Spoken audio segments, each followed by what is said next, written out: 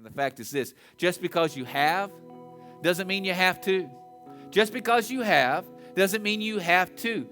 Just because you've done stuff like this for the last 30 years, 20 years, 10 years, 5 years, just because you have done that way, just because you have eaten that way, just because you haven't exercised, just because you have had a negative attitude, just because you have been a lousy person, just because you have doesn't mean you have to. Notice what Philippians 3:13 says. He says, I focus on this one thing, forgetting the past and looking forward to what lies ahead. You're saying, well, yeah, of course. He can say that. He wrote the Bible. You do realize the one who wrote that was a terrorist.